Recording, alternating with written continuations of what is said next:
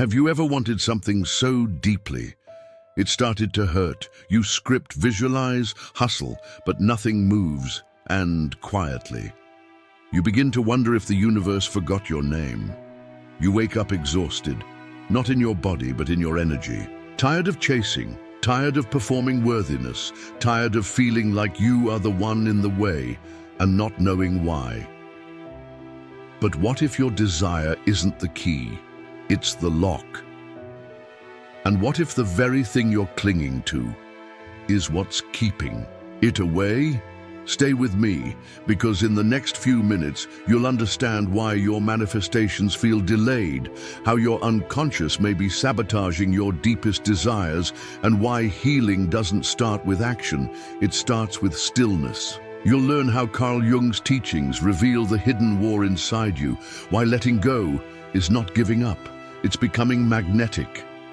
How to move from survival mode into soul alignment, and what the void really is, because you might be standing in it right now. By the end of this video, you won't just know why you're blocked. You'll feel the exact moment when something starts to unblock, because the thing you've been begging for hasn't been hiding from you. It's been waiting for the real you to return. Let's begin with the part no one ever talks about, but you've felt it all along. You've tried everything, the vision board, the mantras, the early mornings, but something inside still feels clenched, tense, like you're chasing something just out of reach. Not because you're broken, but because your energy is. You're not lazy. You're in survival mode, dragging the weight of stories you didn't choose. And the harder you push, the deeper you sink. What if healing doesn't come from doing more, but from surrendering the illusion that more is needed? Alignment isn't forged through pressure, it unfolds in stillness. Imagine trying to hold water by gripping it. That's what forcing manifestation feels like. Your soul doesn't speak in force, it whispers through stillness. But we've forgotten how to listen. Carl Jung said, "Until you make the unconscious conscious, it will direct your life and you will call it fate." So many of us are not manifesting, we're repeating. Repeating trauma disguised as ambition, repeating patterns inherited, not chosen. What you call manifestation might just be your shadow begging to be seen. Until it's heard, you'll keep running in circles. Stillness is not the absence of movement. It is the beginning of motion in the right direction.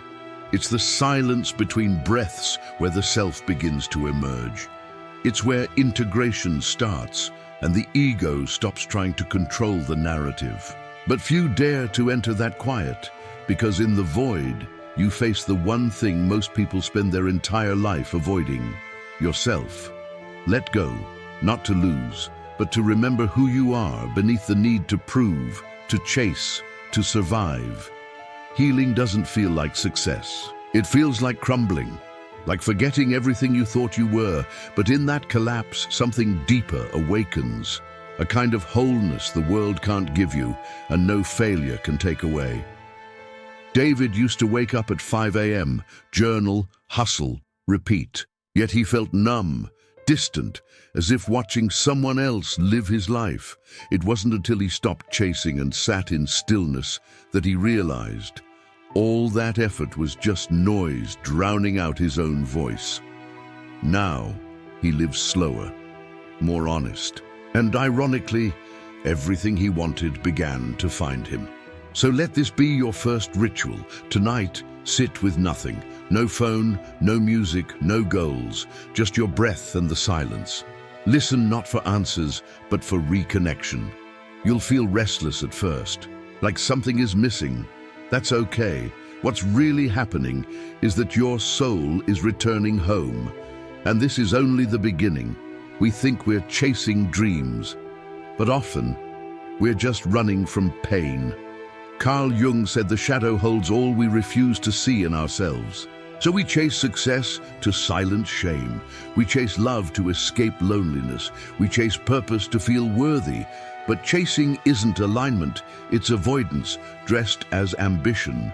The chase feels noble, even sacred. You're building, striving, achieving. But underneath, A whisper. If I stop, will it all fall apart? That's not drive, that's fear wearing a mask of progress. And the more we chase, the further we drift from what actually heals us. Being with what we've spent years trying not to feel. There's a reason your manifestations feel delayed. Not because the universe isn't listening, but because your unconscious is still speaking a different language. One shaped by wounds, conditioned to survive, not to receive. Until those parts are seen, they sabotage your deepest desires, not out of cruelty, but out of protection. Imagine wearing a mask so long, you forget what your real face looks like. That's what living in the shadow feels like. You show the world a curated self. Meanwhile, the soul is locked in the basement, waiting for permission to speak. True integration means no longer hiding. Even the messy parts, especially the messy parts. Maria thought she wanted love. What she really wanted was safety. Her childhood taught her love meant earning approval. So she chased partners who mirrored her pain. It wasn't until she stopped, looking outward and turned inward, that she met the one she needed most, herself. That was the beginning of true manifestation. You can't manifest from a fragmented self, not sustainably. Energy attracts not what you pretend to be, but what you are. So healing isn't about more action, it's about deeper self-acceptance. When you integrate what you once exiled, you become magnetic, not because you're chasing, but because you've stopped running. Ask yourself this: what are you really chasing, and what would happen if you stopped? You don't create your life with what you want. You create it with what you believe. And most of those beliefs, they live deep in the unconscious, beneath the affirmations, beneath the vision boards. That's why you can say, "I am enough," 1,000 times, and still feel like a fraud. The shadow doesn't respond to words. It responds to truth. Your unconscious is ancient. It remembers every wound you tried to forget, every time you betrayed yourself to be liked, every moment you chose silence over truth. It holds those stories not to punish you, but to protect you. Because to the ego, familiar pain feels safer than unknown freedom. And so, you repeat. It's not that manifestation doesn't work, it's that it always works, just not on the level you think. You're not attracting what you desire, you're attracting what you believe you deserve. That's why desire alone blocks alignment. Because if your energy says, "I am broken," the universe echoes that back, not to hurt you, but to wake you up. Carl Jung taught that individuation, becoming your whole self, requires facing the unconscious, not bypassing it with positivity, not distracting yourself with hustle, but meeting your shadows with presence, with curiosity, with love. That's where real magnetism begins, not by pretending you're healed, but by admitting you're still hurting. There's a strange paradox here. The more we try to force reality to change, the more it reflects back our inner chaos. But when we pause, when we listen, reality starts to soften. It begins to respond to the part of you that's no longer chasing, but simply allowing. That's the quiet power of surrender. A man once told me he couldn't figure out why nothing ever worked for him, despite all the effort. Then, in a moment of silence, he remembered the voice of his father saying, "You'll never be enough." That belief, buried deep, had been running the show for decades. Once he faced it, not fought it, but faced it, his entire life began to shift. So ask yourself, what belief is quietly shaping your reality, and are you brave enough to bring it into the light? Stillness isn't doing nothing. It's doing the most courageous thing of all, not running anymore. When you stop filling the silence with noise, something ancient begins to rise. The part of you that remembers who you were before the world told you who to be. Stillness is where the soul speaks and where the ego finally learns to listen. We're taught that progress is movement, but some of the deepest transformations happen in absolute stillness. Imagine a seed underground. There's no light, no applause, just quiet integration, roots forming. The same is true for you.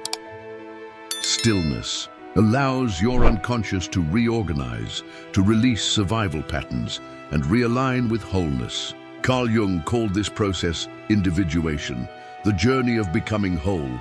But you can't rush this. You can't chase your way into alignment. You wait your way into it. You breathe. You feel.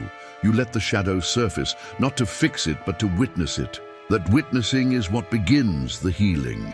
Most people avoid stillness because of what it brings up. Old fears, guilt, regret. But those aren't the problem. The avoidance is. In stillness, you face the mirror you've spent years avoiding. And at first you might flinch, but stay, because after the discomfort comes something sacred, self-acceptance.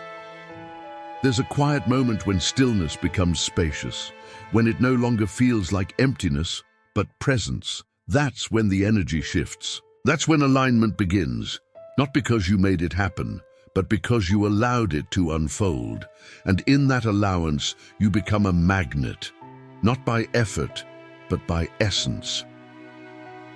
I knew a woman who took a month-long break from everything: work, social media, even goal setting.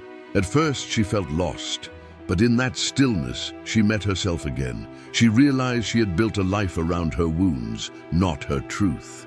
Now, she creates from peace, not pressure, and everything feels lighter. Try this tonight. Sit in silence for 5 minutes. Let every thought come without judgment. Breathe into the space between them. That space, that's your real self waiting. And when you meet it, everything else begins to realign. Letting go feels like loss at first. But what if detachment isn't about losing anything? It's about finally reclaiming your energy from what was never yours to carry. True detachment isn't apathy.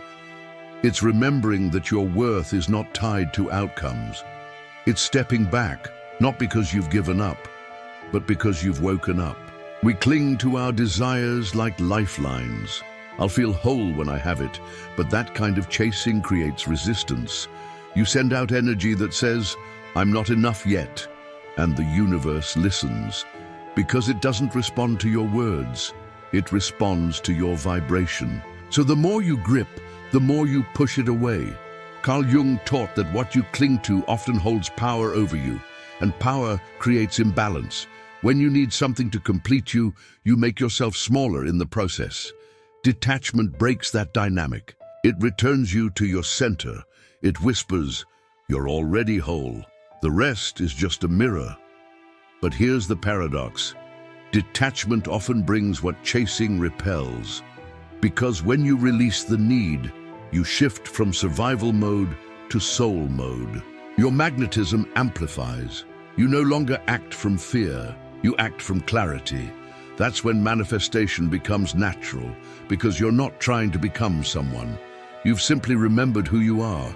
There's a man I know who used to obsess over success. He journaled, visualized, planned every hour. But nothing landed. Then one day, exhausted, he said, "I surrender." He let go, focused on joy, stillness, presence. Within weeks, opportunities appeared that months of striving never unlocked. The shift wasn't external, it was energetic. Detachment is a return to stillness, not the absence of desire, but the absence of dependence. It's looking at your dreams and saying, "Even if you never arrive, I'll still be enough." That's power. That's alignment. And ironically, that's when the dream usually arrives, because you're no longer chasing it. You've become it. Tonight, whisper this to yourself. I don't chase. I allow. I don't beg. I attract. I don't cling. I release. And notice what begins to shift inside you. The void is terrifying because it feels like death of who you were, what you wanted, and everything you thought made sense. But what if that emptiness is not the end, but the beginning? The void is not punishment. It's preparation. It's where the old self dissolves so the real you can emerge. In the silence of the void, All your masks fall, the achiever, the caretaker, the strong one. And what's left behind is raw, uncertain, honest. It's not comfortable, but it's real. This is the desert before the garden, the womb before the birth. And though it feels like stillness, it's actually deep reorganization. Carl Jung called it the night sea journey, the descent into the unconscious, where the ego dies and the self is reborn. You're not lost, you're being rewired. The relationships falling apart, the confusion, the restlessness, these aren't signs of failure. They're evidence that your soul is shedding what no longer fits. But most people escape the void too soon. They run back to distractions, to old roles, to anything that makes the discomfort stop. Don't. Stay. There's a kind of wisdom here that you can't learn in books or in therapy. It only comes from the silence, from sitting with the version of you that isn't performing anymore. A woman once told me, "I feel like nothing," and I said, "Good, because now you can be anything." That moment marked her shift. She stopped trying to rebuild the old life. She waited. She healed. And eventually, she didn't find herself. She remembered herself. That's what the void gives you if you let it. There's no timeline here, no checklist, no milestones, just trust. Trust that in this nothingness, the next version of you is being woven in silence. Your desires are not gone. They're just being refined, not to make you chase them again, but to match the version of you who no longer needs to. So if you're in the void right now, don't rush it. Sit with it. Feel every uncomfortable breath. And when it feels unbearable, ask yourself, what if? This darkness isn't here to break me, but to birth me. Obsession is seductive. It makes you feel like you're doing something, like you're closer to the thing you want. But here's the truth. Obsession is not devotion. It's disconnection. It's the ego trying to force what the soul already knows how to receive. Real manifestation doesn't come from control. It comes from integration. We obsess when we believe something outside of us holds the missing piece. So we chase it, grip it, lose sleep over it. But obsession scatters your energy. It tells the universe, I'm not whole without this. And that very belief creates resistance. It pulls you out of alignment and into anxiety. Integration is the opposite. It's the sacred act of coming home to every part of yourself, your wounds, your desires, your silence. Carl Jung knew this. Wholeness is not achieved by cutting off a portion of one's being, but by integration of the contraries. Light and shadow, strength and softness, fear and faith. That's magnetism. There's a turning point when you stop trying to fix yourself and begin to include yourself, all of you, even the parts you judged, especially them, because when you meet your shadow with compassion, something powerful happens. Your energy stabilizes. Your presence deepens. You stop performing and start embodying. I once met a man who had everything, status, success, respect, but he felt hollow. He kept chasing more, until one day he realized he was obsessed with being better because he had never accepted who he was. He stopped striving, started integrating, and from that moment his life didn't just grow, it rooted. Integration doesn't look dramatic. It looks like resting when you used to push, speaking when you used to shrink, choosing peace over proving. These tiny moments of self-acceptance become a frequency, one that calls in what is meant for you, not what you've been forcing. Ask yourself gently, what part of you have you been exiling, hoping it would disappear? And what if that part is your missing power? You keep asking why it hasn't happened yet, why the manifestation feels stuck. But what if the answer isn't out there at all? What if you are both the barrier and the breakthrough? The truth is hard to swallow. Your conscious mind wants it, but your unconscious doesn't believe you're ready, or safe, or worthy. This isn't self-blame, this is self-awareness. Carl Jung said the greatest burden a child must bear is the unlived life of the parent. So your blocks may not even be yours. They may be inherited fears, survival patterns, beliefs you absorbed like air. But now, they're yours to heal. And healing starts with radical self-acceptance. You think the key is doing more, trying harder. But manifestation is not about effort, it's about energy. Your energy is your broadcast. And if it's saying, "I'm not enough," no matter how beautifully you visualize, you're sending out static. The answer isn't more action. It's alignment with your authentic self. Here's where most people get stuck. They try to override the ego with affirmations, but the ego doesn't surrender to pressure. It surrenders to presence. You don't have to fight your fears. You have to feel them, sit with them, ask them what they're trying to protect. When you listen, the defense starts to dissolve. I remember someone who always said, "I'm manifesting love." But deep down, they were terrified of intimacy, afraid of being seen without the mask. Once they acknowledged that fear, not judged it, not ran from it, it started to lose power. And for the first time, love actually had space to arrive. You are not broken, you're just in conflict. One part wants to expand, another part wants to stay safe. But here's the shift: you don't need to choose between them. You need to reconcile them. That's individuation, that's integration. That's the key you've been searching for. And it's been in your hands all along. Ask this softly. What if I stopped trying to become and started remembering who I already am? Manifestation isn't becoming someone new. It's remembering who you've always been, beneath the noise, beneath the masks, beneath the conditioning. The real you isn't missing.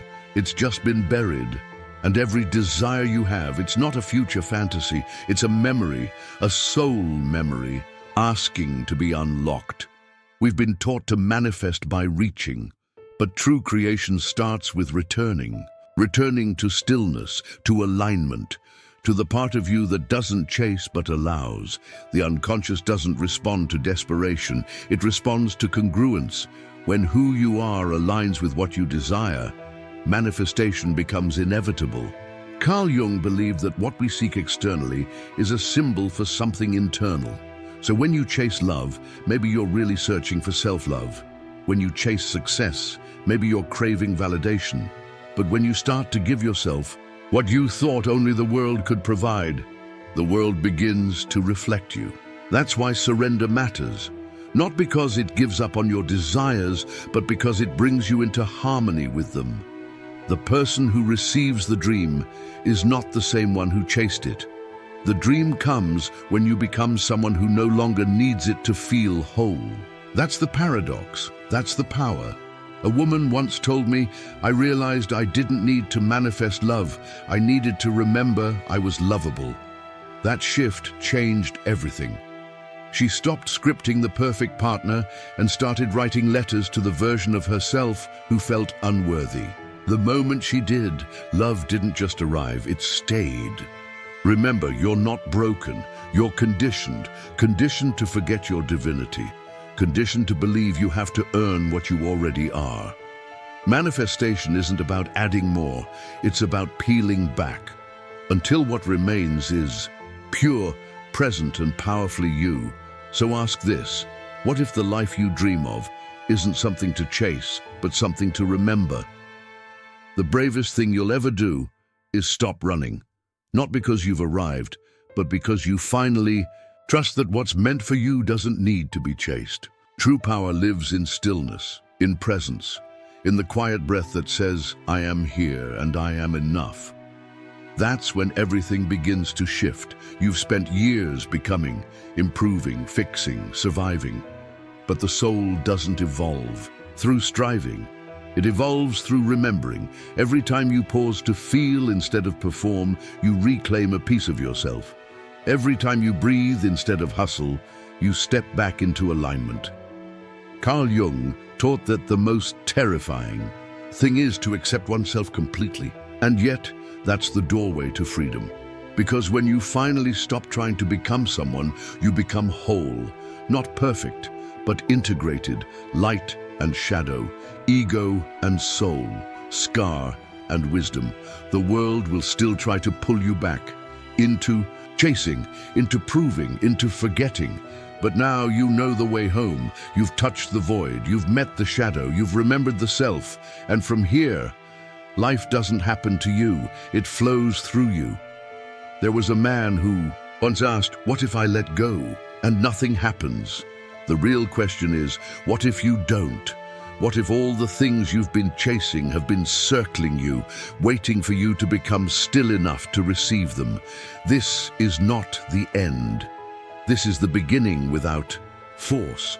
The moment you drop the mask, step out of survival mode, and return to the soul that's been waiting, that soul already knows, already trusts, already holds the timeline you've been begging to speed up. So here's your final invitation. Breathe, feel, trust, and remember, what's meant for you is not lost. It's just waiting for you to return. You've been told to dream bigger, to act bolder, to manifest harder. But maybe the deepest shift doesn't come from doing more. It comes from becoming less fragmented. Everything you desire is real, but it can't find you while you're still hiding parts of yourself, not because you're broken, but because no one ever taught you that healing isn't about fixing, it's about remembering. So now you know the truth. You are not lazy. You are not behind. You're simply being called to stop chasing and start listening. Listening to the part of you that knows you were never meant to prove your worth. You were meant to embody it. So I want to leave you with this. Tonight, sit in silence, not to get answers, but to witness the version of you who no longer needs to be rescued. That's the one who manifests without force. That's the one the universe recognizes.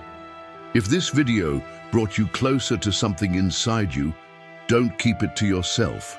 Share it with someone who's ready to stop surviving and start remembering. And if this spoke to your soul, don't leave now. Click here and come with me to the next step. This next video will take everything you just felt and ground it into action. It's a path you've never walked before, but I promise your next becoming is waiting there. Are you ready?